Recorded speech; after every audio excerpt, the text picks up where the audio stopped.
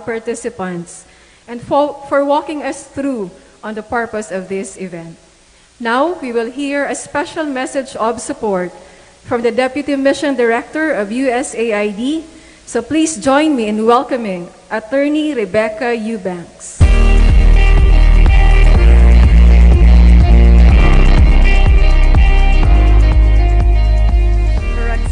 Excellency, Vice President of the Philippines and Secretary of the Department of Education, Sara Duterte, Honorable Lauren Legarda, Senator, Republic of the Philippines, Honorable Sherwin Gatchalian, Senator, Republic of the Philippines, Yusek Gina Ganong, DepEd Undersecretary for Curriculum and Teaching, Yusek Michael Poa, DepEd Undersecretary and Chief of Staff, Bar Ministry of Basic Education, of Basic, Higher, and Technical Education officials who are present with us here today.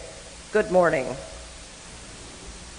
Distinguished guests, friends, and partners, it is with great pleasure that I join you today to reaffirm our commitment to supporting the Department of Education in its pursuit of quality and inclusive education for all Filipinos. I bring you the greetings of the U.S. Ambassador Mary Kay Loss Carlson. The U.S. government recognizes the remarkable ties of friendship, community, and shared sacrifice that serve as the foundation of the U.S.-Philippine alliance. This has been expressed and shared both by U.S. President Joseph Biden and Philippine President Ferdinand Marcos during President Marcos's recent visit to Washington, D.C. The Philippines has been a longtime ally of the United States and is a key partner in promoting sustainable and inclusive development. The U.S. government, through the United States Agency for International Development, works with partners to improve the quality of both basic and higher education across the country. USAID has invested significantly in new education in the Philippines to improve early grade reading skills, strengthen education governance at the community level, help universities align research and curricula with industry demands, and strengthen a science, technology, and innovation ecosystem. We provide education, economic, and leadership opportunities to vulnerable out-of-school youth across the country. These are just some of our interventions in support of the Department of Education's goal of providing a quality and inclusive education for all Filipino learners. We appreciated the opportunity to support the Language and Inclusion Pre-Summit 2 weeks ago, which helped pave the way for today's significant event. Collaborative discussions, recommendations, and decisions are crucial as we think about education policies, education actions, and assessments. Input from educators, education stakeholders, and partners are essential to come up with sustainable and inclusive actions in the interest of all Filipino learners. Together, we can make a positive impact on the basic education system in the Philippines by providing inclusive learning opportunities for all students. USAID is actively supporting the inclusive education efforts of DepEd.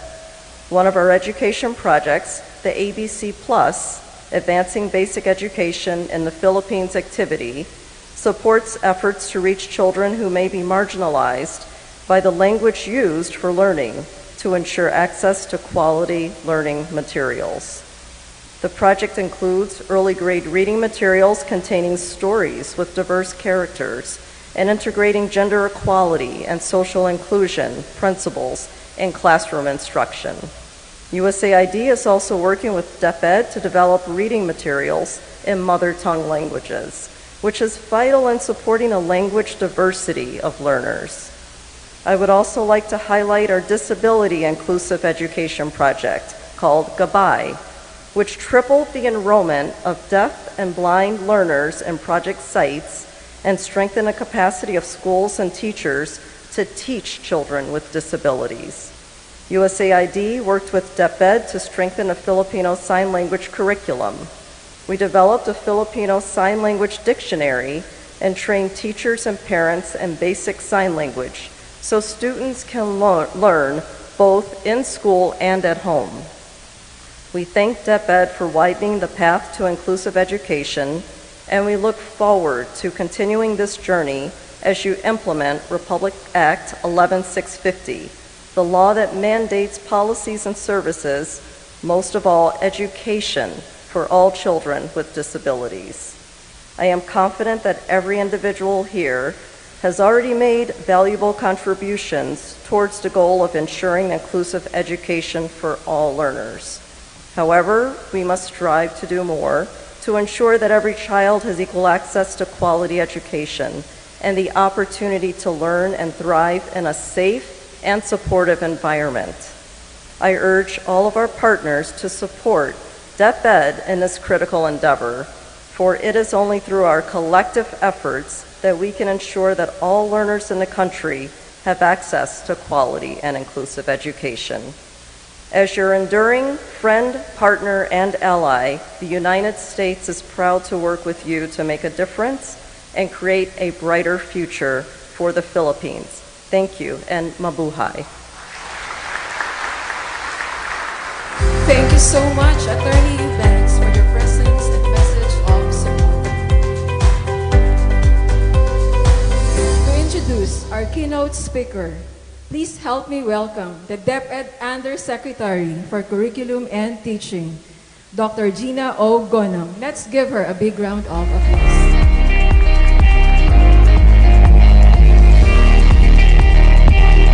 Ladies and gentlemen, the Vice President of the Republic of the Philippines and Secretary of the Department of Education, Sara Z. Duterte.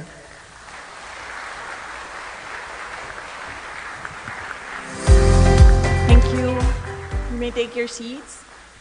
The Honorable Senator Lauren Legarda, the Honorable Senator Sherwin Gatchalian, ladies and gentlemen, Assalamualaikum. Madayaw ug maayong adlaw kaninyong tanan. Magandang araw sa inyong lahat. First, the Department of Education stands with the most profound optimism that we will be able to surmount the challenges that are besetting Philippine basic education. Our confidence is coming from the support of all members of the Senate and Congress to the reforms that we have laid down to resolve learning difficulties, and are also inspired by our partners from the sectors of the academe, research centers, non-government organizations, private groups, international agencies, private individuals, and local government units. Some of them are here today. We are joined by some friends from Congress and Senate and other partners, and we wholeheartedly express our gratitude to all of you. Daghang salamat sa inyong pagtambong sa summit.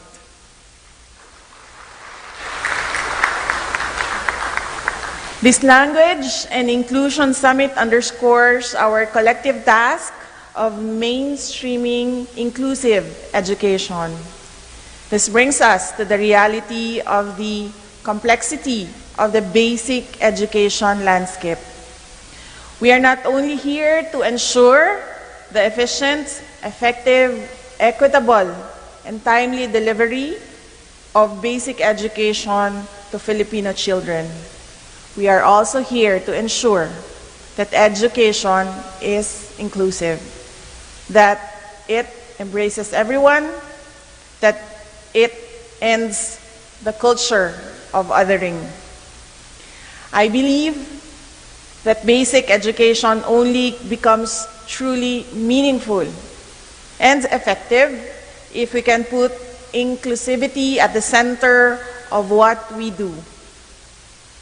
If we only make inclusivity the heart and soul of our reforms and efforts to improve basic education. This means that our matatag agenda does not forget, discriminate against, or disregard indigenous peoples or our Lumad brothers and sisters, our Muslim communities, our people with disabilities. Their emancipation from conditions that have made their lives difficult compared to other sectors will only happen through our conscious effort to pull them right into the center of what we do as a community of education stakeholders.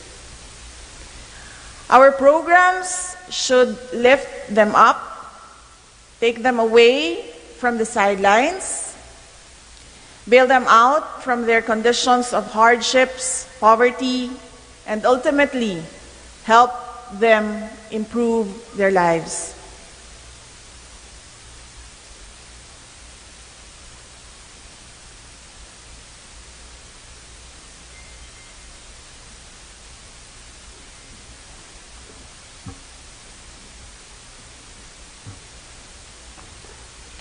We shall end this culture of othering that is injurious to people outside of our social status or those who belong to the minority or disadvantaged sectors. It is encouraging to see you with us today to address this matter. This is a testament to your dedication and willingness to work with the Department of Education and realize our dreams and aspirations for Filipino learners. We reaffirm our commitment to the Sustainable Development Goals, the UNESCO Convention Against Discrimination in Education, and the Education 2030 Framework for Action, which emphasizes inclusion and equity as the foundation for quality education. We hope to see our IEP or LUMAD learners, Muslim learners, and PWD learners experience the same learning experience we provide other learners. We want them to be part of the school community. When harnessed properly, they bring unique insights, ideas, and perspectives to nation-building programs. We are grateful for the signing into law of Republic Act 11-650 in 2022, also known as Instituting a Policy of Inclusion and Service for Learners with Disabilities in Support of Inclusive Education Act. The passage of the said law is indeed a milestone for inclusive education in our country. In support of RA 11650 and even years ahead of said legislation, the Department of Education issued and implemented inclusive policies, namely DepEd Order number 23, series of 2022, or the Child Find Policy for Learners with Disabilities towards Inclusive Education. DepEd number 45, series of 2021, which tackles the policy guidelines on the selection of and minimum requirements for the conversion of certain schools with SPED centers into prototype inclusive learning resource centers. And DepEd number 29, series of 2018, or the multi-factored assessment tools for learners identified with red flags. As a result, 32 SPED centers have been converted into inclusive learning resource centers, or ILRCs. However, we are not stopping here, but because truthfully, this is not enough. DepEd aims to convert and construct more ILRCs and make them functional to provide appropriate intervention to all learners. To operationalize ILRCs, we need a multidisciplinary team to manage and provide appropriate services to learners with disabilities. DepEd has presented to the Department of Budget and Management the need for additional ILRCs personnel to fully operate these ILRCs. On the other hand, the alternative learning system, which was institutionalized through Republic Act 11510, improves access to basic education in the underserved and disadvantaged sectors. Through ALS, DepEd can provide opportunities for out-of-school youth and adult learners to develop basic and functional literacy and to access equivalent pathways to complete basic education. As a second chance program, it empowers out-of-school youth and adult learners to continue learning in a manner, time, and place suited to their preferences and circumstances. To date, 695,894 learners have been enrolled in the Basic Literacy Program and Accreditation and Equivalency in elementary and junior high school level, while 24,524 ALS senior high school students have been enrolled in different tracks in selected public schools. The Bureau of Alternative Education continues to produce ALS teaching and learning resources, conducts capacity building activities for ALS implementers, and establishes ALS community learning centers. In the case of our Madrasa education program, we prioritize the integration of Arabic language and Islamic values education, or the ALIVE program, in public madaris or schools, and K-12 basic education curriculum in private madaris. Madrasa emphasizes the study of Arabic, which is the language of the Quran, and a critical component of Islamic studies. Through the study of Arabic, learners develop their language and literacy skills and gain a deeper understanding of the Islamic faith and its teachings. Arabic language and Islamic values education classes emphasize the importance of reading and writing, particularly in Arabic, in which learners learn to read and write Arabic scripts, thus improving their language, literacy, and numeracy skills. The Madrasa education program is expected to provide equitable access and opportunities, as well as appropriate, high-quality basic education programs and services for Muslim learners.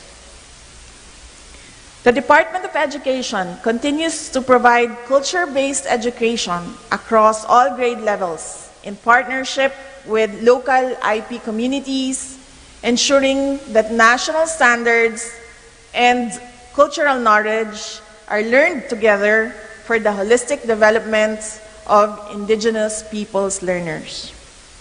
To ensure the delivery of quality education to indigenous peoples, DepEd created the Indigenous Peoples Education Office in 2011.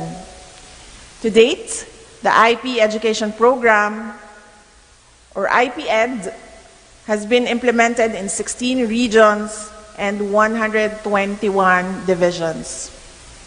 Currently, over 75 IP languages are being used as the medium of teaching and learning as appropriate, contributing to increase in IP learners who are now openly embracing their IP identity, as reflected in the DepEd's enrollment data.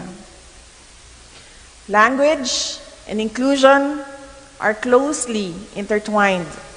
Using a language that a learner can speak or understand promotes a sense of belonging and pride in the latter's culture, which we believe is critical in ensuring learning motivation and promoting engagement.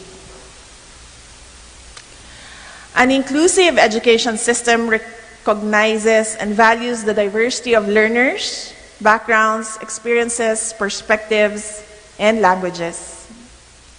Our learners are given access to education in their first language which they can easily understand.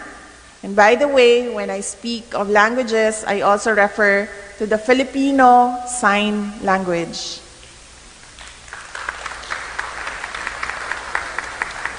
The United Nations Secretary General Antonio Guterres acknowledges that children and youth face prejudice on a variety of grounds, including the neglect of their first language. Learners cannot learn what they do not understand. We strongly believe in and promote this in the Department of Education.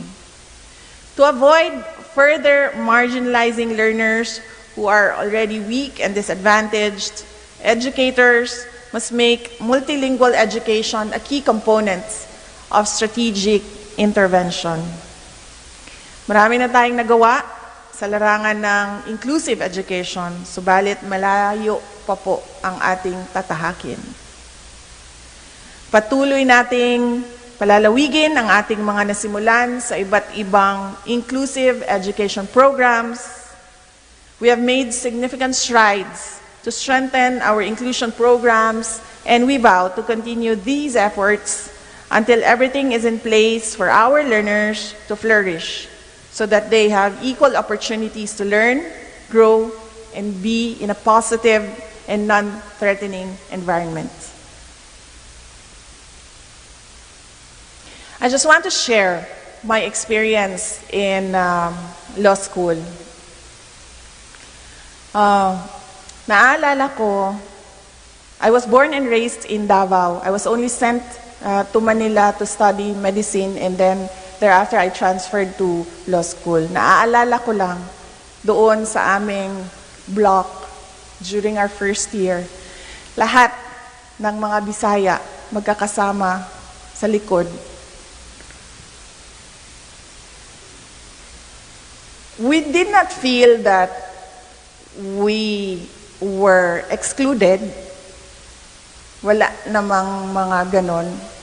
Pero somehow, lahat ng mga tiga-probinsya and my friends doon sa likod were all galing sa probinsya. One was Chabacano, isa was Ilonggo from Panay Island. Ako, we were, I think, 3 Bisaya, and then 3 tiga Bicol, and then we had 1 from Laguna. It felt, we did not feel that we were excluded, but somehow that is the culture inside classrooms and schools. Laging, because you are from the province or galing ka ng Mindanao, kayo-kayo lang yung magkakasama at nagiging magkaibigan. When I became president of our sorority, I made sure to recruit Muslim sisters and law students. It was during my time as sorority president where we had the most number of Muslim sisters in our sorority, because somehow they were not sought out to be recruited before I came in as lady president of the sorority.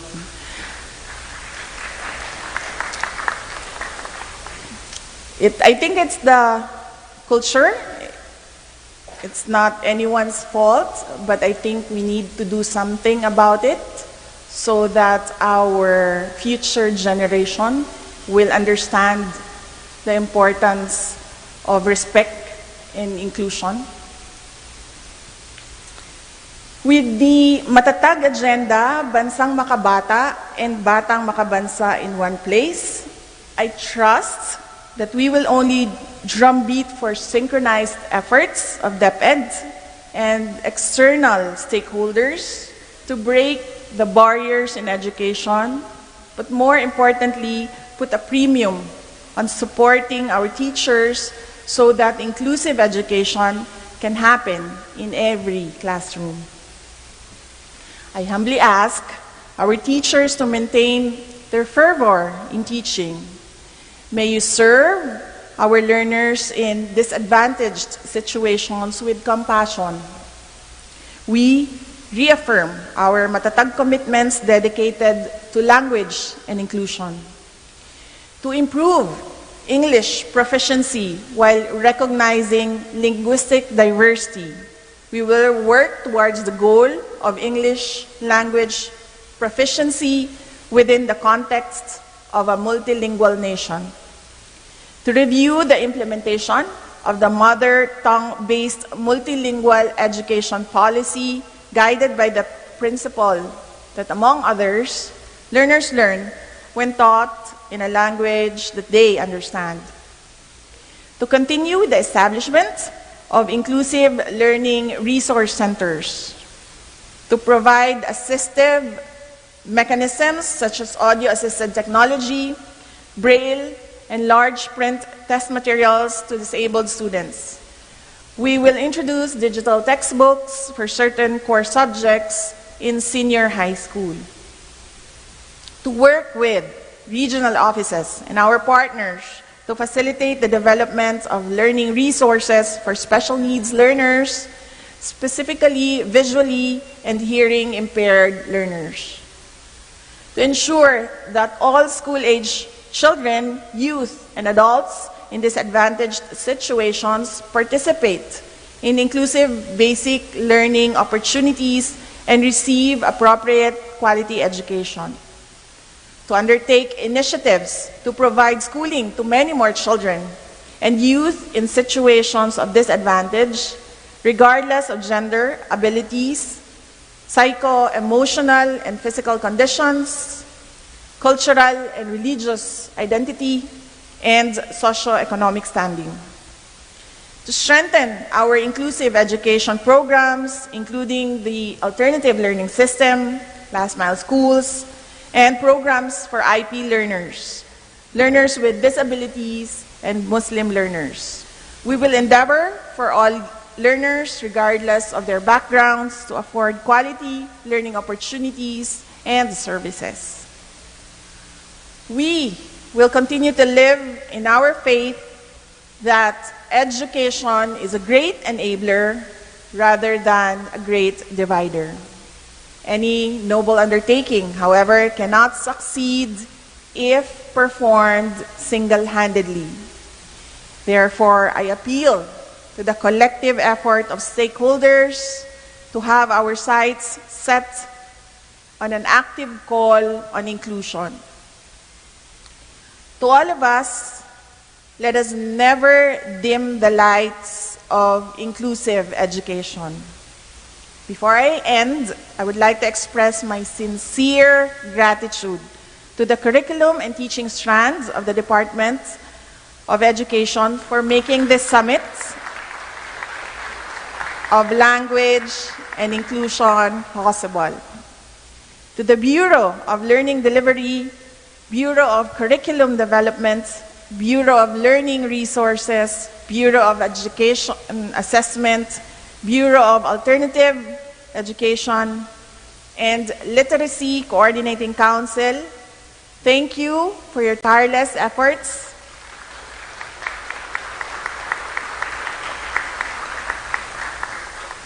Your hard work and dedication that are recognized, and I am deeply grateful for all that you have been doing, including our regional directors.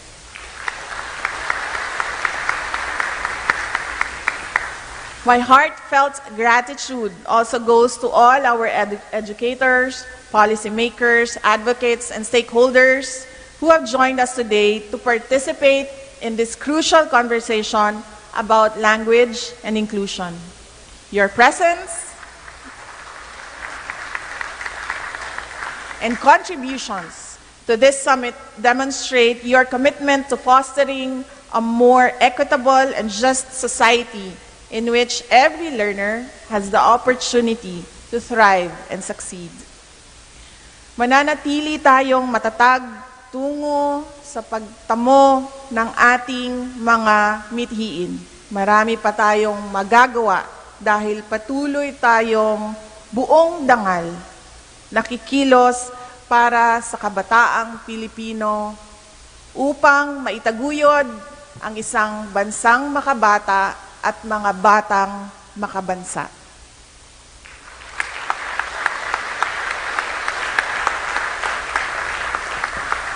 Ang lahat para sa Diyos, sa bayan at sa pamilyang Pilipino. Syukran. Our Vice President and Secretary, Honorable Sara Z. Duterte. Thank you so much for your powerful, inspiring message for non-strong leadership. Improve the quality of education. This morning, we are highlighting the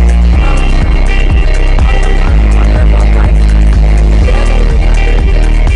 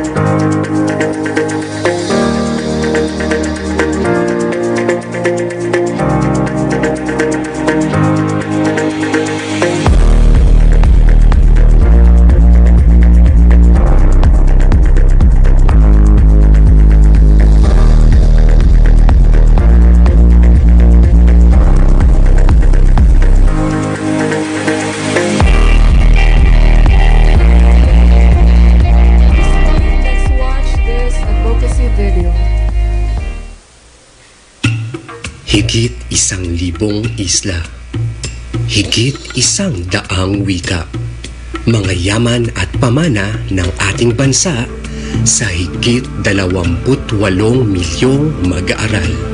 Ang mga wika sa pamayanan na nagbibigkis ng mga ugnayan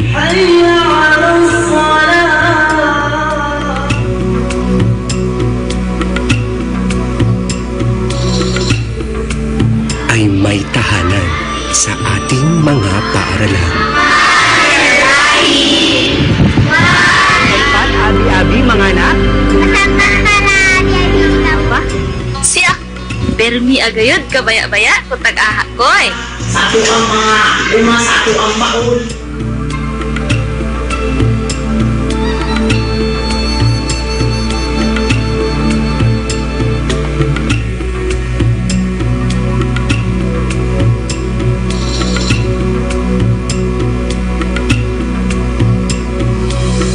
Mula sa kinagis ng wika, tungo sa pagbasa at pagsulat. Nga ako ang labing taas sa among managbarkada. Sa pakikipag-ugnay, pakikilahok, pagsusuri at paglikha. Maging sa pagharap sa mga hamon ng mas malawak na mundo. Nananatiling matatag na pundasyon at gabay ang wikang naisapuso. Sa pagtataguyod ng reforma at pagbabago, naglipa na ang mga balakid at hamon sa paglago. Sa gitna ng hamon sa edukasyon, tayo po ay magiging matatag. We will strengthen our inclusive education programs, including the alternative learning system, Last Night Schools, and programs for IP learners and learners with disabilities. We will endeavor that all learners, no matter what their backgrounds are, will be afforded quality learning opportunities and services. We will work towards the goal of English language proficiency within the context of a multilingual nation. We will review the implementation of the mother tongue-based multilingual education policy guided by the basic principle that, among others, learners learn when taught in a language that they understand. Together, we will rally for every Filipino child. Para sa Matag na bayan. Para sa ating mahal na Pilipinas.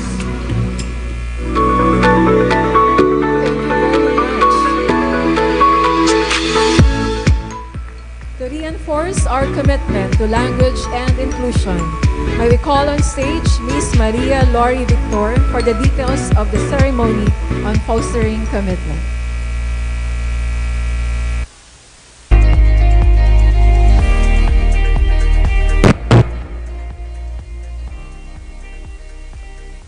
Sa yugtong ito, ating pagbibigkisin ang ating mga adhikain, pangarap at mithiin para sa isang inklusibong edukasyon na nakaugat sa iba't ibang wika ng ating bansa. In a while,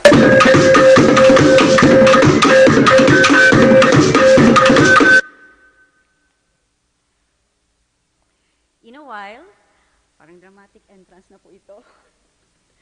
Our Vice President and Department of Education Secretary, Sara Z. Duterte, together with our esteemed guests, will lead us in setting our commitments to language and inclusion for our youth and our nation by writing their statement of commitment. Before we proceed, united in spirit, let us request that we and our acts of commitment be blessed. May we please request our language representatives to please come forward, and may we request everyone to please stand.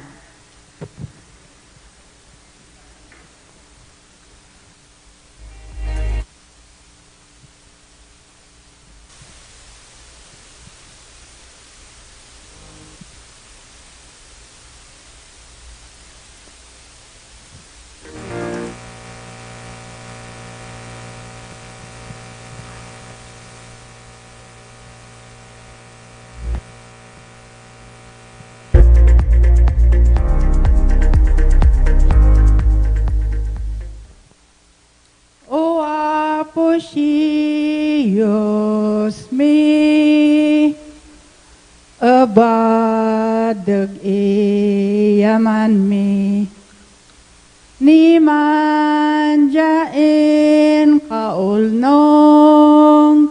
ni pantitinodong isyawat mi bindisyon mo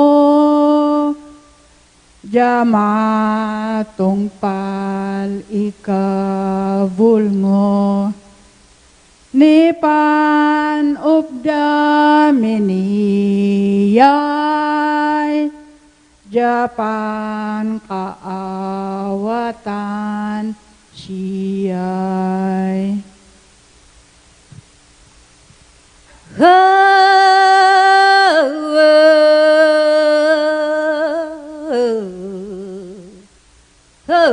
Kay cumanem babang kawi babanwanaw gitawan na aduna allaw dakula ya pianguliman kalati agadi au pakanyugiakan mugitawan na toon yang uliman adun kay cumanem ya kanami katanem au indeganan di sabaka bunbunan.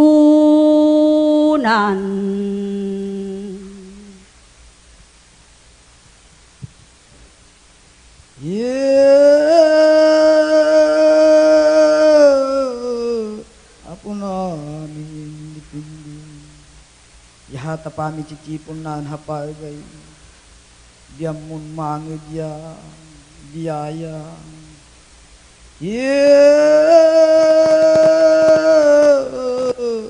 ya tungkol ha edukasyon ay pakakaw mo boy diamun maganday resulta. Salamat. Oh, lindaan pulo-pulo, darabayang mo barakat, di mo de persanya ni piyo bagi Ikakarumi o katawan so pamindisyon mo at amin iran kimoy mi makalanor at pangkaabigan na ugugaw. Idaw-dawat mi, apo na marswami, nga agnanayon, nga bendisyonan na kami, tapno balay giti amin nga ubing mikat nga gunod mi.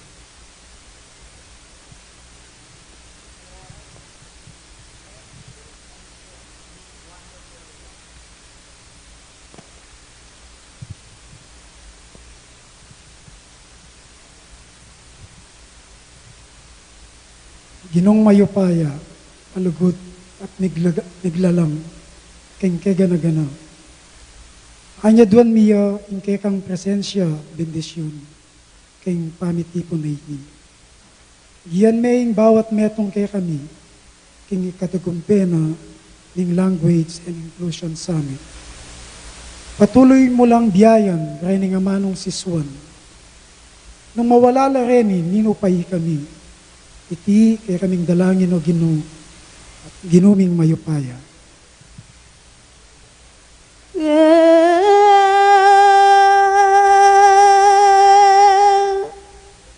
Ang pagpasalamat kay kumuapo na malyari. Tahabay ti ay kalawang Pangulo ng Pilipinas. Hikay mambing kapulalagan. Habawat niya kunawon, maming kalinawan, habawat pamiilgo.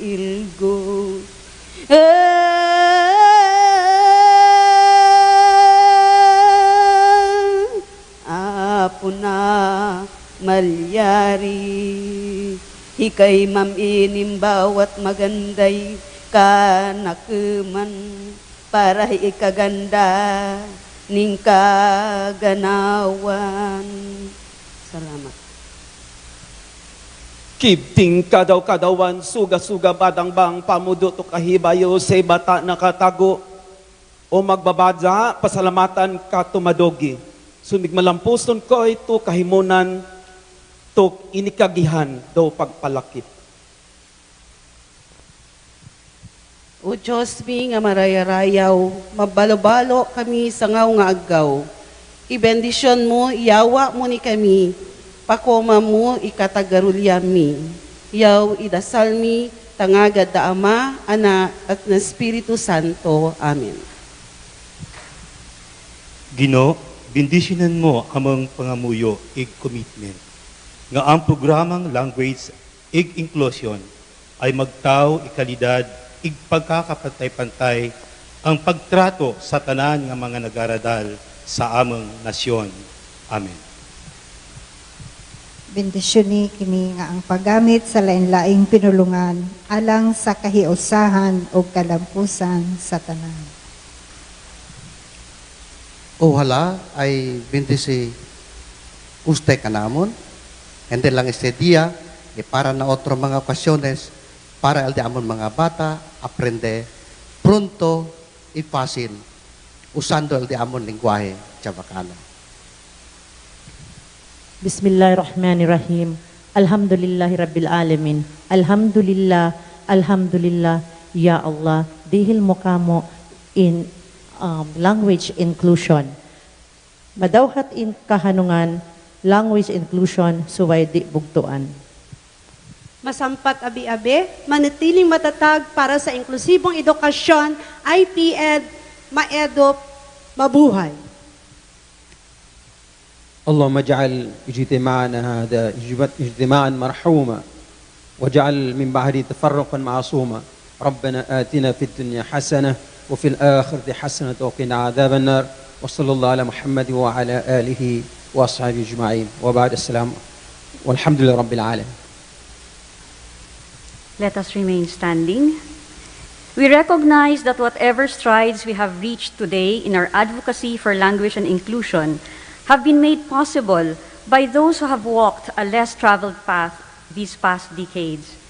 We recognize solemnly that our decisions today, our acts of commitment, will reverberate into the lives of today's youth and succeeding generations. Ang lahat ng ating ipinalangin ay tungo sa pagsulong ng inklusibong edukasyon para sa bansang makabata at mga batang makabansa.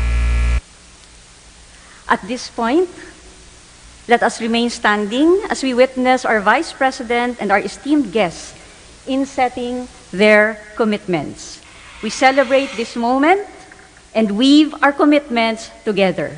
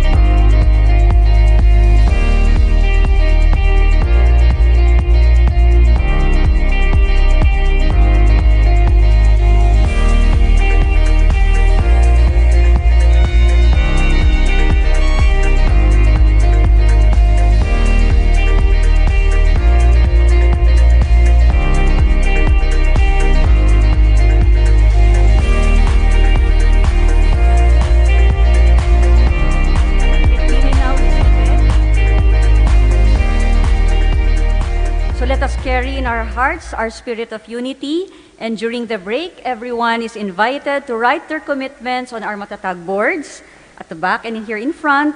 Regional representatives are to post their commitments in our map, and we are enjoined to also write our commitment cards and also drop it in our earthen vessel. May the blessings be with us during this event as we concretize our intentions in the years to come. Maraming salamat po sa ating lahat. Matagot-tagot ako, amin. Thank you so much, Ma'am Lori.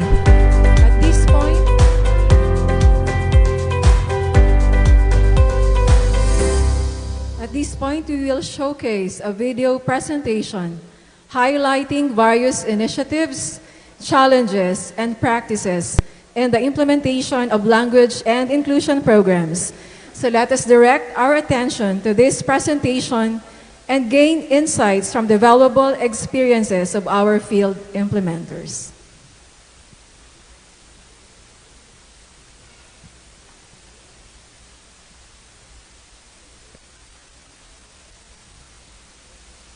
and good day. Bangsamoro Autonomous Region in Muslim Mindanao would like to present its initiatives and best practices in support to the language and inclusion programs. Let us begin with the BARM's 5 Bs, its own version of the DepEd's 3 Bs, or Bawat Bata ay Bumabasa. Getting children into school is only one part of the challenge. There is a need to make necessary reform to pivot from getting children in school towards ensuring that when children are in school, they are actually learning. The BARM's 5 Bs, or Bawat Bata sa Bangsamoro ay Bumabasa at Bumibilang, aims to reach every child and strengthen kindergarten to grade 12 learners in the region to form the necessary foundations in literacy and numeracy, meet the grade level curriculum competency standards that learners need for learning, and the development of skills for everyday life. To meet these objectives of the region, the divisions implemented the following programs: administration of the CRLA, or Comprehensive Rapid Literacy Assessment, in partnership with ABC Plus to ensure the provision of the right amount and kind of intervention to each learner. Training and orientation for teachers and volunteers. Contextualized intervention programs for different groups of learners, either by teachers, peers, parents and guardians, or community volunteers, using varied strategies and materials provided by ABC Plus and teacher-developed materials as may deem necessary. Intensified SHOGA, or School Head Observed Given Assistance, TOGA, Teacher Observed Given Assistance, and SO GIFT, Supervisor or Superintendent Observed Given Feedback by Teacher. Festival of Talents, Skills, and Strategies with different literary contests in MTB Maguindanon, such as Kapambatang or Spelling, Reading from the Magic Box, Kambayuka or Balagtasan, etc. Deployment of the tablets with video lessons on beginning reading based on the primer lesson in partnership with the ABC Plus.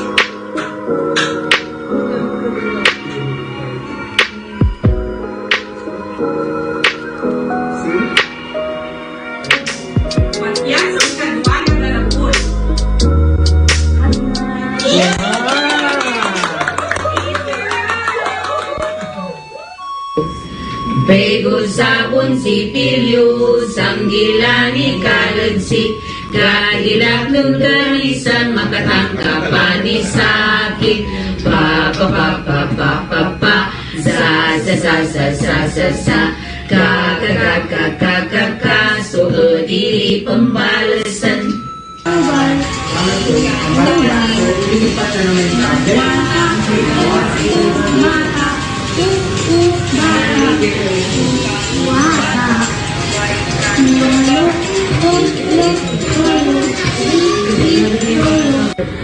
Assalamualaikum. Ako po si Johaira Ayunan Luminog at ang ating anak ay nag-aaral ngayon sa Amerol Elementary School. Kasalukuyan nasa ikalawang baitang. Nagkaroon sila ng remedial na klase. Yung mga hindi marunong, pinapapasok kahit na walang classes. Bigla siyang natuto as in, natuto siyang bumasa ng Tagalog, ng English, or sa language din namin na Magindanaon. Thank you so much and wassalam.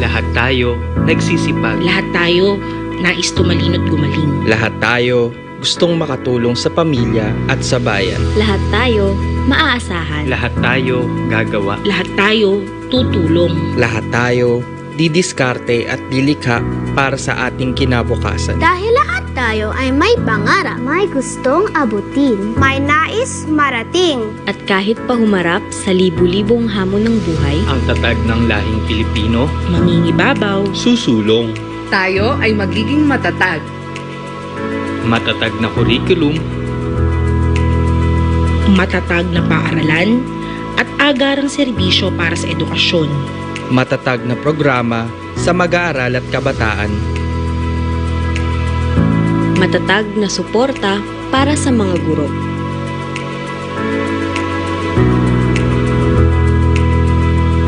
Ang ating pangarap, maaabot, mararating, basta't tulong-tulong. magsisipag tayo Magsisikap tayo para sa isang bansang makabata. Batang makabansa. Lahat tayo. Lahat tayo. Lahat tayo. Matatag ang pangarap, matatag ang kinabukasan.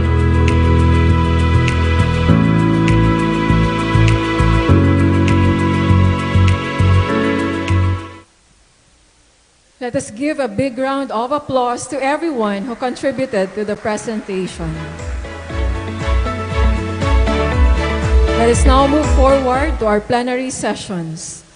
Our first plenary talk will focus on fostering multilingualism for inclusion in education and society. I am honored to introduce to you our esteemed speaker for the first session. The first plenary speaker, who is currently the Senate President pro tempore, is a four-term senator who has authored many laws to improve Filipinos' lives and promote inclusive, sustainable, and resilient development. She has served as a member of the House of Representatives of the Philippines, representing the Lone District of the province of Antique, and notably the sole Antiqueña who has served as Deputy Speaker of the House. She was the youngest elected senator in 1998, and notably, she is the only female majority leader who have served in the Philippine Senate. She has authored numerous landmark laws for the conservation and protection of natural resources and has been conferred with numerous awards and distinctions due to her social and environmental advocacies and her efforts to strengthen bilateral relations with other countries. She is a cum laude graduate of the University of the Philippines, top notcher of the National Defense College of the Philippines, and AFP Command and General Staff College, a reserve officer with full colonel rank at the Philippine Air Force, and a recipient of Doctor of Laws, honoris causa from the University of the Philippines. Ladies and gentlemen, please help me welcome our first plenary speaker, a Dangal ng Haraya awardee, Senator Lauren Legarda.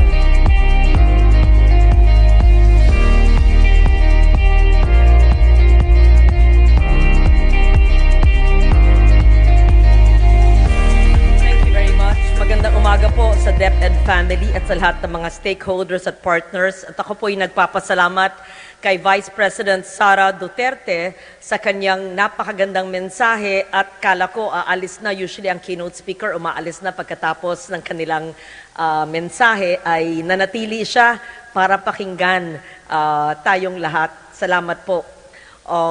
Magandang umaga, good morning, maayong aga. Hindi ko nababanggiting ang buong 130 languages, baka yun na ang aking buong mensahe ngayon. Buwabati din sa Chairman ng Education Committee at nagpapasalamat kay Senator Sherwin Gatchalian.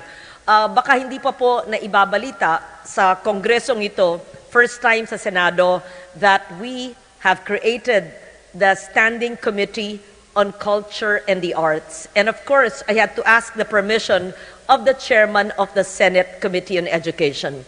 And he more than willingly endorsed that, and so it's the first time that the Senate President pro tempore is the chairman of the Senate Committee on Culture and the Arts, whereas before it was lodged under one committee.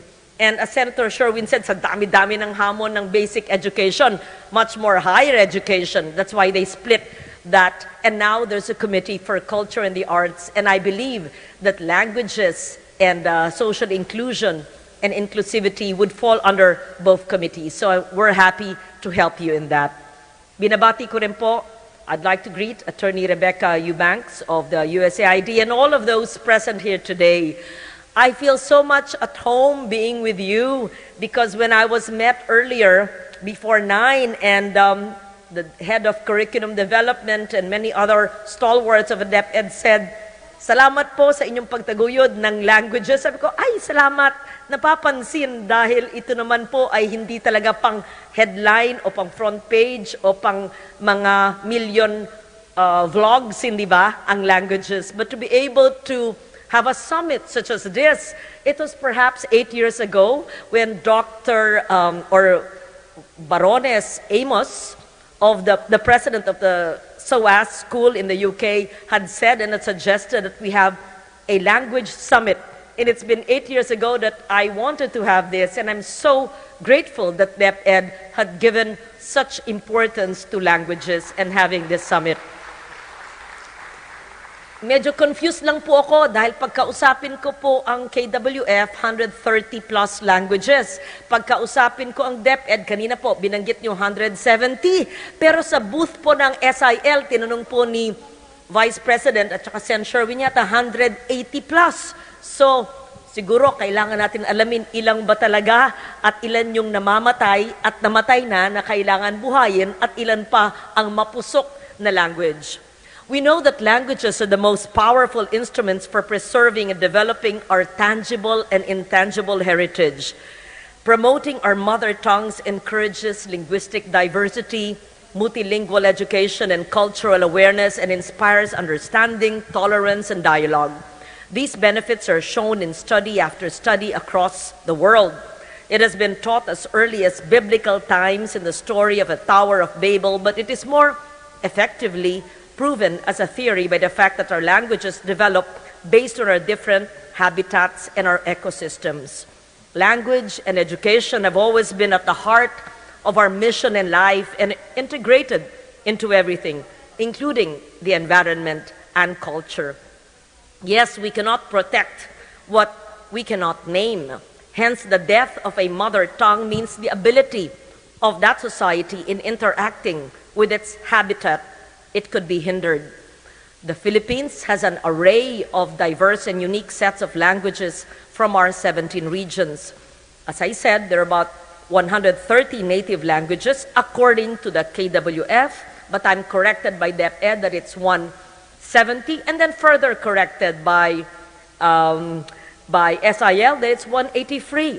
We are currently standing on the brink of losing some of them. It is no wonder we are also eroding the ecosystems from which they sprung forth. That is why we have initiatives that will revitalize and preserve environments and languages through policies and programs. As your fourth-term senator, tama po yung nagpakilala po sa akin, pinakabata po ako noong 1998. Ngayon po, pinakamahaba ang termino sa Senado. Pero hindi naman po pinakamatanda. May mga mas matanda sa edad, but the longest in terms of tenure. And so, perhaps with his wisdom from 1998, I will try to be of better help to you. We have consistently highlighted linguistic inclusivity to improve communications and foster deeper and more meaningful appreciation among our various cultures.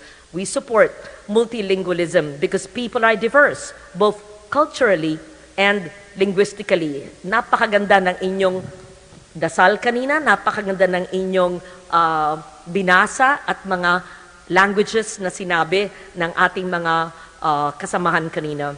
And equally important is the access to quality education, which the Vice President has so comprehensively mentioned, and equal opportunities for every student, regardless of ability and background. We should bridge the gap and promote inclusivity in education that cater to special needs, madrasa, indigenous peoples, and alternative learning. We authored Republic Act 11106 the Filipino Sign Language, which I'm so happy DepEd is doing. I think the Senate also does that, I hope, in our online sessions. It mandates the use of the Filipino Sign Language as a medium of instruction for education that is focused on addressing individual needs and providing tailored support to enable every student to reach their full potential. We have supported the DepEd mother tongue-based multilingual education, where the first languages to which students are accustomed were used as a medium of instruction. In line with this, I'm pleased to share that we have supported the publication of 10 storybooks in Kinaraya under the Kugungan Kinaraya project of the Sentro ng Wika at Kultura in the University of Antique.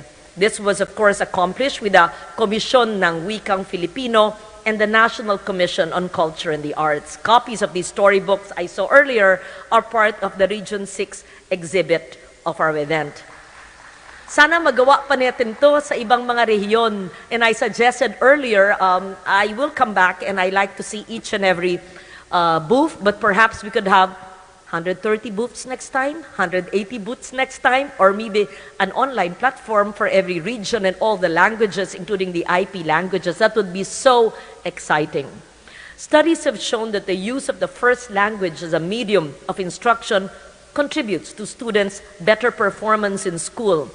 In 2016, the program covered 19 languages, and I will name them just to emphasize that if you have not heard some of them, but I'm sure you have, it shows we can all learn a bit more about our diverse cultures. Of course, you've heard the Ibanag, the Sinug, Buanong, Binasaya, Hiligaynon, Waray, Bahasa Sug, Magindanawan, Maranao, Chabacano, Ivatan, Sambal, Akyanon, Kinaraya, Yakan, and Sinu-Rigaunon, and the familiar Tagalog, Kapampangan, Pangasinan, Iloco, Bicol. That was in 2016 when we had these programs. In 2018, we proudly supported, in partnership with KWF, the International Conference on Endangered Languages and published the Atlas ng Wika. I hope I have remaining copies. I shared that in my previous term with DepEd, but if not, we have the soft copy through the KWF. Is KWF here?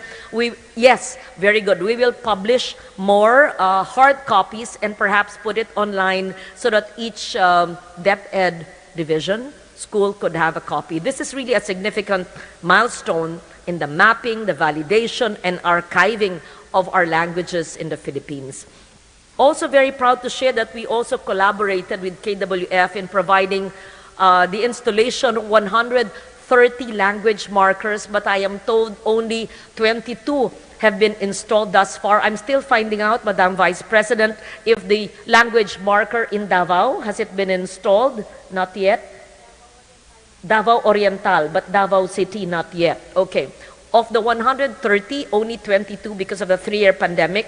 The artist who did it is Jun Yi of UP Los Baños, but we will ask him to finish the 130 at least so that all of these can be, we'll find out if Valenzuela City, if a language emanated from Valenzuela. We are not sure of that. So these language markers are tangible representations of our efforts to honor and preserve the roots of our languages all over the country.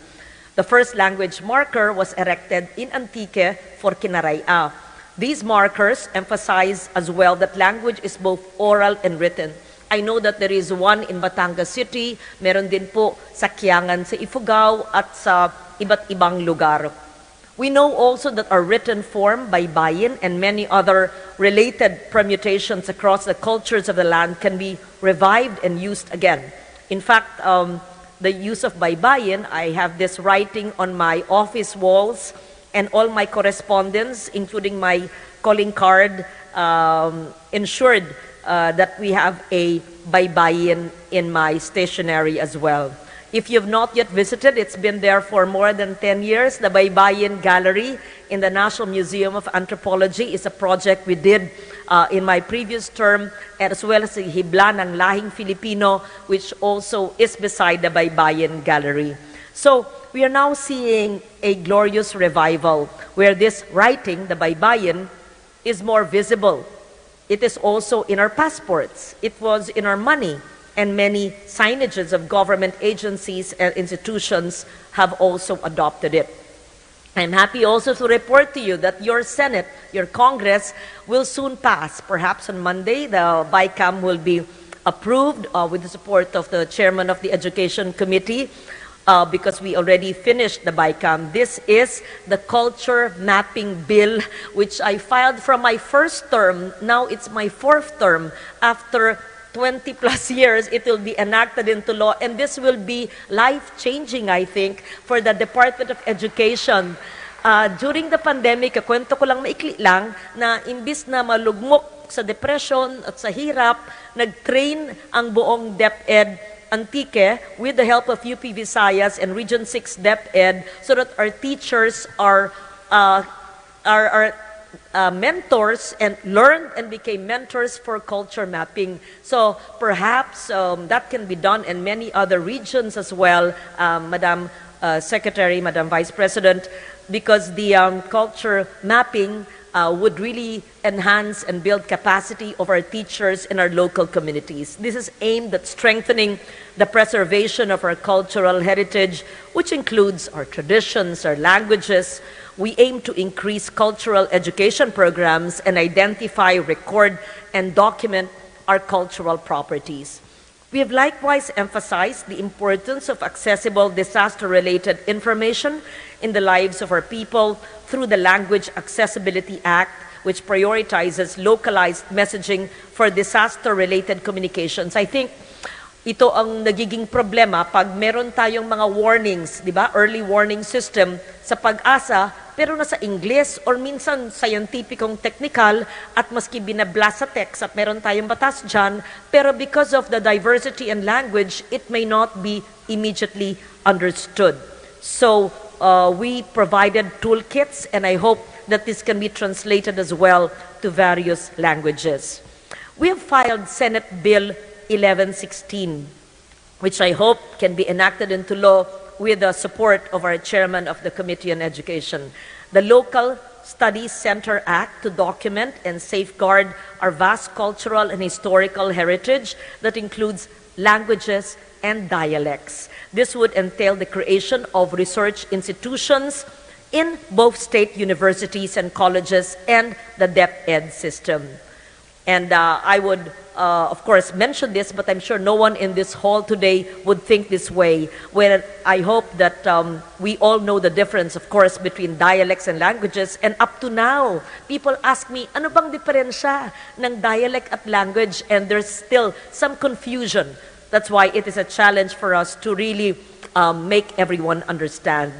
I would just like to mention, for example, a long-time law of a protected area in Mindanao, the Mount Kitanglag Range, RA 8978, 20 years ago sa aking unang termino. It's a protected area, but we ensured that conservation efforts are effectively communicated to the local communities. Sa Region 10 ito, we included specific provisions for the production of conservation materials in languages that are easily understood in the area. But this was 20 years ago.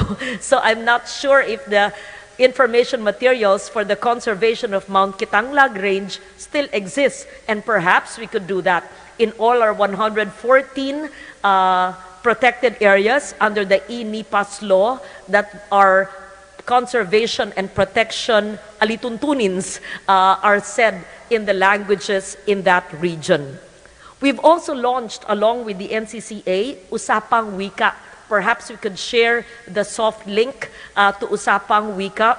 It's 10 episodes, featured some languages, not yet all. We will have a sequel to this: Ilocano, Cebuano, Hiligaynon, and Kinaraya, Waray, Pangasinan, Kapampangan, Tagalog, Bicolano, and Meranao. These are some of the country's main languages. They highlight the history, the literary works, and evolution of each. Stakeholders such as the academe, local governments can localize, innovate, and come up with programs to promote and preserve their linguistic heritage, such as language tours emanating from the language marker. If there's no language marker, magsimula sa munisipyo sa barangay hall, then they can develop language tours that will ignite a passion for language learning. Speak your native tongue proudly, even to tourists, and make it part of their experience. If we are all keenly aware of the value of our spoken and written languages and the multiple advantages of multilingualism, we can all take pride in them, prevent the loss of any indigenous language, enhance our capacity to protect our habitats, and give our guests in our country the experience of hearing and reading our diverse cultures. Let us place this in the mainstream, and we will be ready for the challenges and the opportunities of the globalized world we are in. So, ito lang po ang mumunting report na binibigay ko po sa inyo ng ating mga inisyatibo na ginawa sa mga nakadaang dekada para po paunlakin ang ating mga languages ng Pilipinas. Hindi po sapat ang aking ginagawa. Gusto ko pang gumawa ng mas marami at nakakatuwa na marami tayo sa bulwagang ito na magtutulungan to promote Philippine languages, to see the connection between and among language, tangible and intangible heritage, and our culture, and the conservation of our protected areas in our environment. With that, I would like to say, Madam Vice President, we are with you supporting your initiatives for language inclusion and diversity with the Department of Education, the unsung heroes in the farthest areas of our country. Maraming salamat. Duro gid nga salamat. Palangga po kamo. Thank you very much, Senator Lauren Legarda. Thank you for highlighting the significance of multilingualism towards inclusion. The journey towards inclusive education involves supporting alternative and inclusive learning. Our second plenary speaker will shed light on this. I am honored to introduce to you our esteemed speaker for the second plenary talk. The second plenary speaker is more known by his constituents as Win, and is no neophyte to public service, with his almost 2 decades of experience marked by honesty, integrity, and a relentless drive to serve his countrymen. As former congressman and mayor of Valenzuela City, he has made his life's mission to champion good governance, fight corruption, and improve Valenzuela City's education system. He helped transform Valenzuela City's education system into one of the nation's best. He authored other notable and relevant legislations, including the measure on increasing salaries for teachers and non-teaching personnel, the nationwide school-based feeding program for kinder and elementary public school students, the Nanay Teacher Parenting Program, Anti-Hazing Act, expansion of access to college education for millions of Filipinos, pro-consumer laws, among others. As chairman of the Senate Committee on Basic Education, Arts and Culture, he continues to introduce further reforms to bring the Philippine education system to world-class levels. Indeed, his commitment to genuine public service continues to drive him in pursuing his promising vision of a better Philippines. Ladies and gentlemen, please help me welcome to speak on supporting alternative and inclusive learning, Senator Sherwin T. Gatchalian.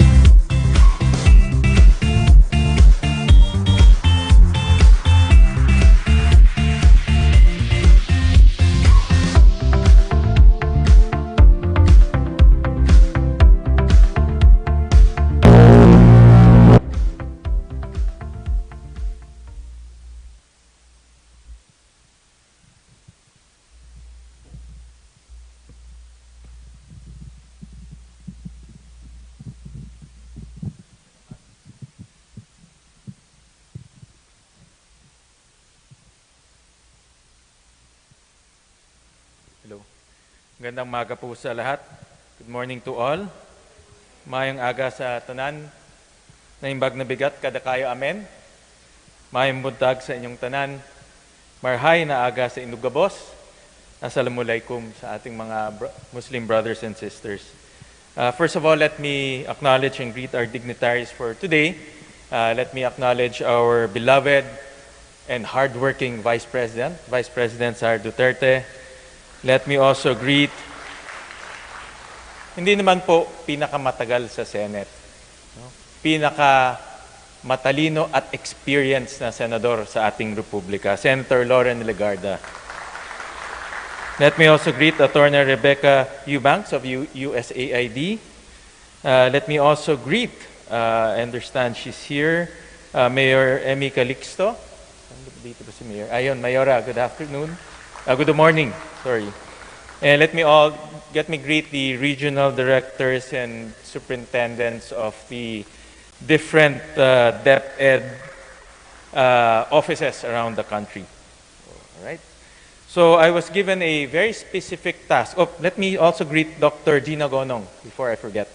I was given a very specific task of Dr. Gina Gonong to discuss about alternative learning system and inclusive education. And I was very blessed to be given a chance to shepherd two very important laws that will promote inclusion in our country.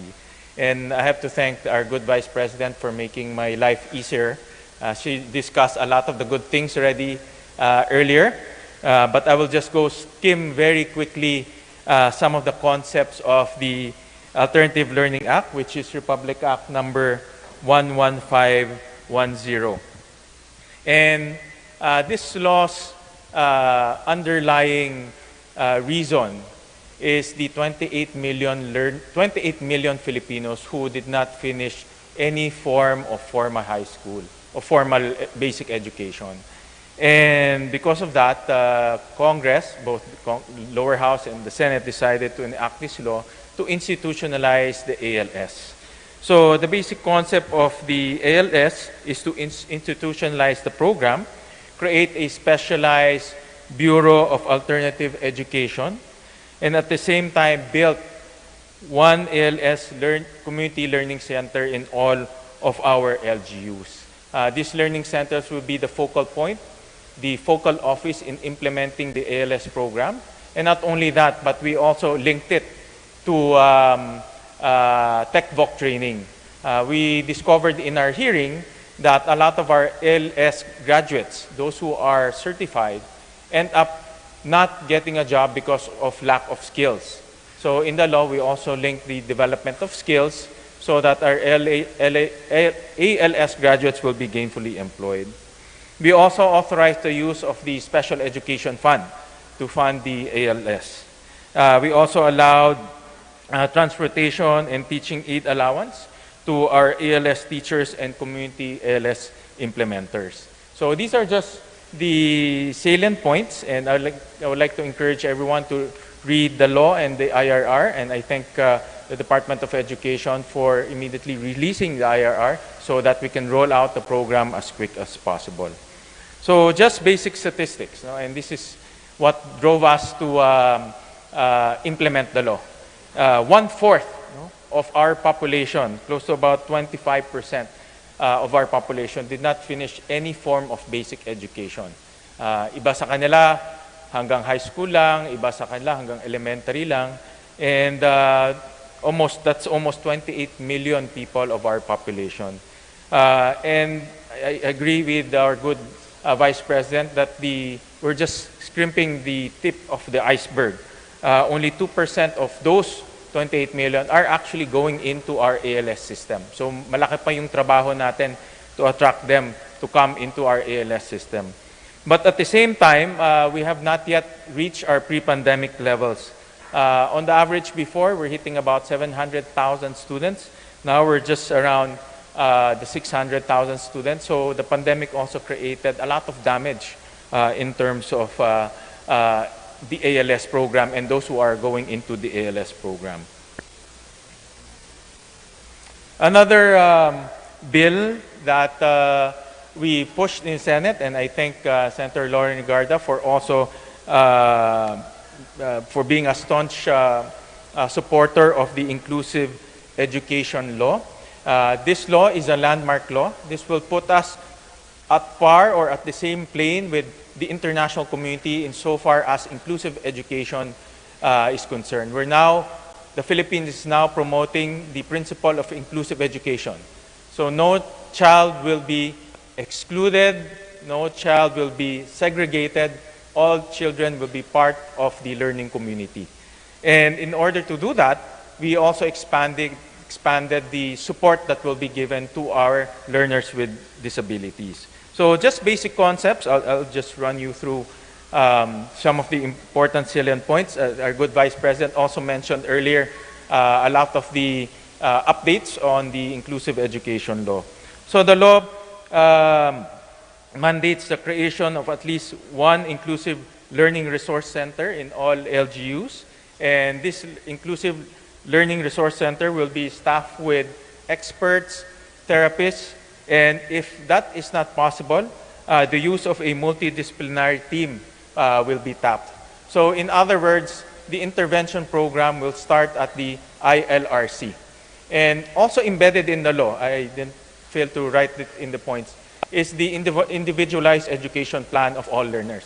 So it will not be a one-size-fits-all for our learners with disabilities, but an individualized education plan will be crafted so that each learner will be given the right intervention so that they can participate in the classroom. In the law, we will also institutionalize the child find system so that we'll be proactive in locating learners with disabilities, and to encourage more teachers, more specialists to come into or to promote inclusive education and to come join the Department of Education, is we will also give out scholarship program for pre-service and in-service teachers. And this is to encourage more teachers to take up specialization in special needs education. Right now, it's specialized na yan, no? And what we want is to encourage more pre-service teachers to specialize in inclusive education and also in special needs education. And we also separated the line item for learners with disabilities, or the budget for learners with disability. The good news is, over the years, the budget of inclusive education have gone up, and I thank our good Vice President for pushing this. Before, it was hovering around 200 million pesos a year, but now it has been doubled to about 500 million pesos. So we've seen a double in terms of budget allocated, and courtesy of the Department of Education for pushing this. But again, no, the pandemic has caused a lot of damage in terms of enrollment, and we're still far from the enrollment of pre-pandemic levels. So those are the two bills that I was enabled to shepherd in the Senate to promote inclusive education in our country, and I thank Dr. Gina and all the stakeholders and the Department of Education for guiding us on the concept and especially the technical aspects of the bill. But this event is about language and inclusion, no?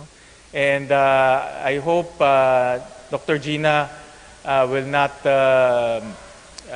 raise some comments, but I will just digress a bit to talk about language and inclusion of language in our system. We live in a very beautiful country. The Philippines is the most beautiful country in the world. No? And we're beautiful because we're diverse. No?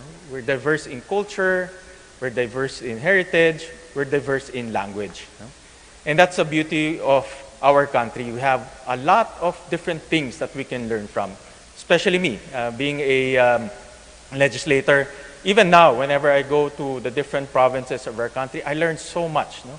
And it's one of the most beautiful things of our country. One of the most diverse aspects of our country is language. No? And if you ask the experts like KWF, officially there's about 130 languages in our country. No? That's a lot of languages. And earlier, we had a chance to interact with the proponents of SIL, the Summer Institute. And earlier, point blank, we asked Sir and Ma'am about how many languages.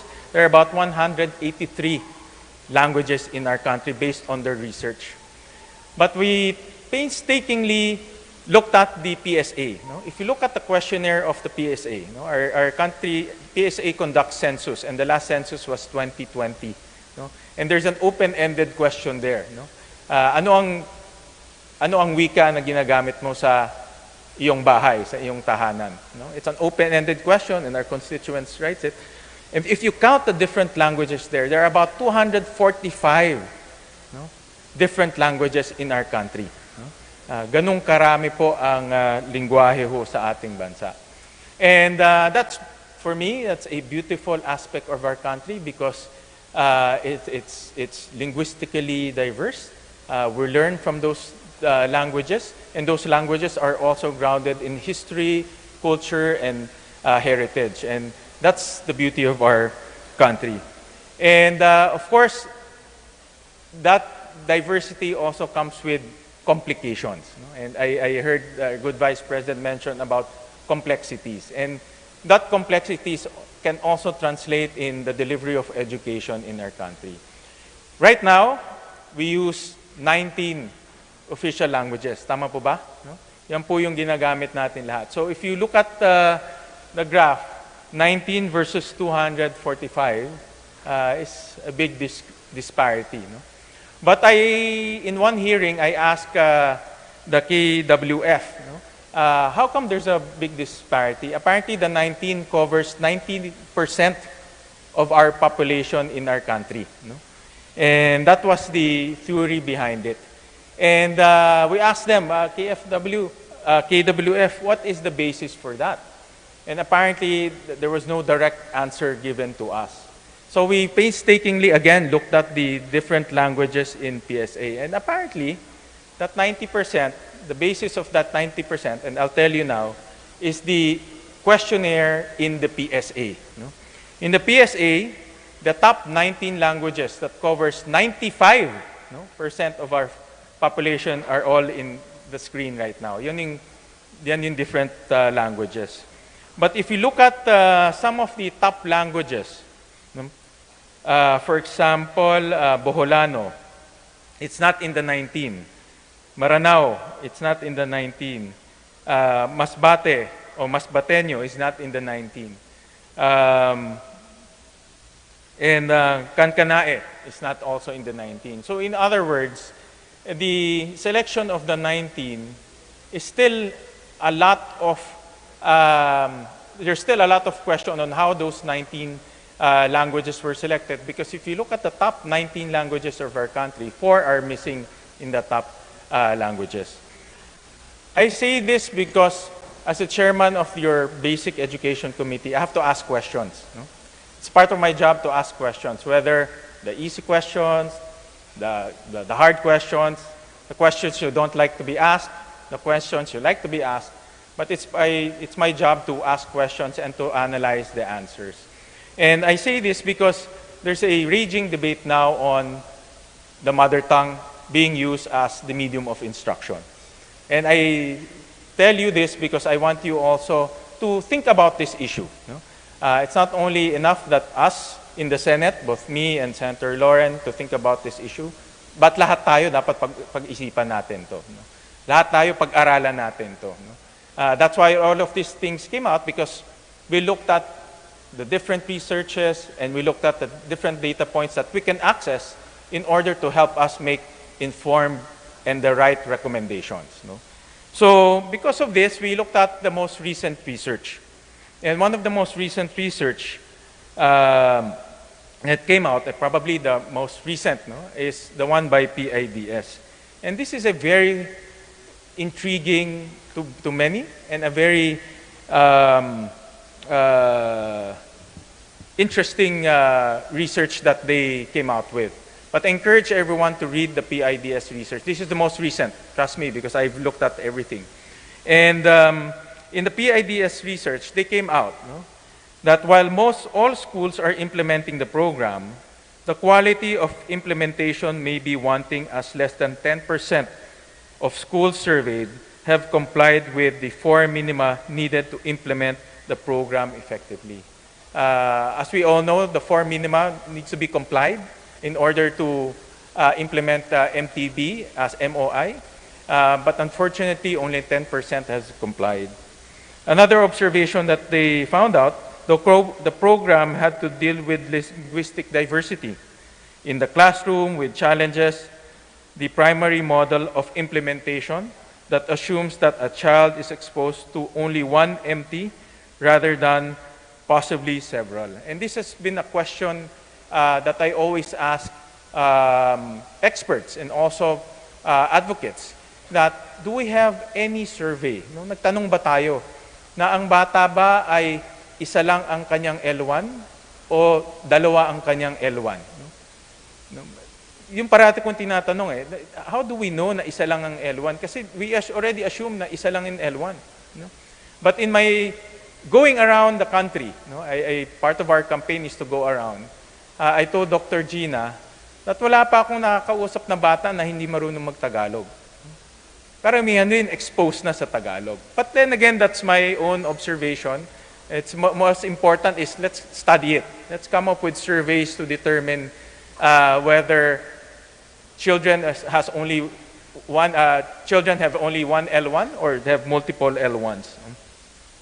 Another observation, the decision to use a smaller set of languages served the feasibility of implementation objective, but inadvertently created the problem of children being taught and teachers being asked to teach not in their MT, but in a regional language that perhaps is similar but not identical to their language at home. So we demonstrated earlier that there are 9 languages being used in our schools, but there are as many as 240 plus languages. No? And in fact, if you look at the PSA data, sinulat lang ng mga tao doon, Bicol. No?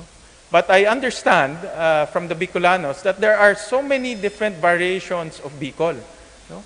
Tumawid ka lang ng isang municipality, iba na yung Bicol na salita nila at hindi nagkakaintindihan. So, my point there is we still need to do more granular analysis. No? Because in the minds of our constituents, Binisaya is a Binisaya, but there's so many variations of Binisaya. A Bicol is Bicol, but there's so many variations of Bicolano. So my point there being is, let's do more granular analysis, no? So that we don't apply a one-size-fits-all to the medium of instruction. And lastly, another observation, the realities in the field is that children are exposed to different languages in the home and in the community. In many cases, L1 is not just one language, but of several. Reasons for reasons of feasibility of implementation, schools visited adopted the model assuming only one L1. No? That's another observation, and that's we need to study very carefully. And I've raised this to some researchers that let's study carefully our learners. What is their L1? Do they have multiple L1s? Do they have one L1s? We need to conduct more research and empirical evidence to determine what is the appropriate medium in instruction to be used in different areas of our country. But we were not happy. No? So we went around the country, umikot po tayo sa buong Pilipinas, and some of you have encountered and talked to. And we have our own observation. These are just a sort of a focus group discussion that we did in different parts of our country, Luzon, Visayas, and Mindanao. And our observation from the ground, the mother tongue chosen as a medium of instruction is not the language actually spoken by the learners in our areas. Let's admit it. In urban areas, it's a multilingual scenario.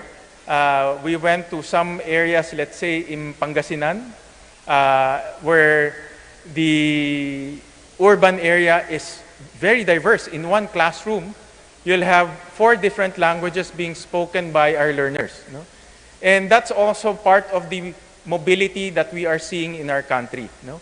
And not only our learners, but also our teachers. No? Our teachers are also mobile. So we had a scenario where in one classroom, they had 4 different languages, and even the teacher came from a different area. No? So that leads to complication.